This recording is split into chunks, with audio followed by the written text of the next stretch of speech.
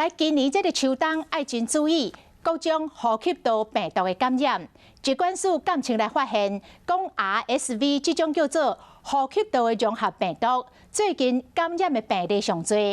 台大儿童病院院长王立明讲，其实顶个月就已经发现，为着呼吸道融合病毒的人数有咧增加，尤其是对2岁以下幼囡仔威胁上大。讲平均每一天会收3个到5个囡仔住院，每礼拜阁有1个到2个爱住入去加护病房。医生特别来提醒，呼吸道融合病毒的症头有发烧、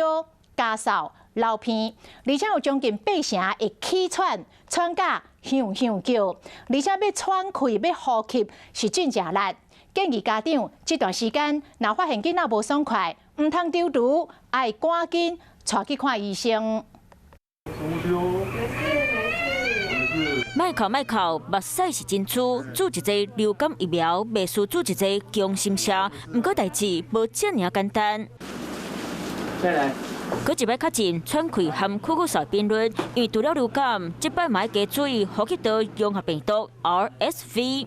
一般的感冒通常就是咳嗽、流鼻涕啦、喉咙痛啦、发烧，但是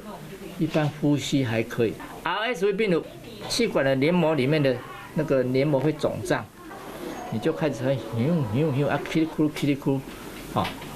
甚至厉害的话会呼吸困难，会喘。就和大金病院的急诊医师嘛特别分享案例，提醒家长。南口中间儿科急诊主治医师吴忠庭讲到，最近急诊扫袂停，烧真过囡仔较济，甚至嘛甲伫咧厝内使用呼吸器卫生的囡仔带来挂急诊，佮2岁囡仔直直咧扫、吐和发烧，诊断了后全部拢是去感染到呼吸道融合病毒。台大儿科病院院长黄立明嘛讲，今年9月就发现 RSV 感染的人数变多，以2岁以下囡仔威胁上大，平均每天收3个囡仔住院，住时间嘛达到5天到7天，而且每礼拜有1、2个囡仔爱住伫咧加护病房。除了呼吸道症头，这波病毒卖互为囡仔起疹膜。到一位幼稚园的3岁干小弟，这礼拜拢是踮伫咧厝内休困。老师说他吐了，晚上的时候发烧，之后荨麻疹就开始出来了，然后越来越多，而且我身边很多妈妈朋友的小孩也感染了。那就是说，我们身体免疫反应在跟病毒对抗的时候，有时候呢会产生一些过敏性的反应出来，所以造成一些荨麻疹的案例出来。医生提醒，呼吸道融合病毒大多数会出现发烧、咳嗽和流鼻水，有要8成会响叫和喘气爱出力。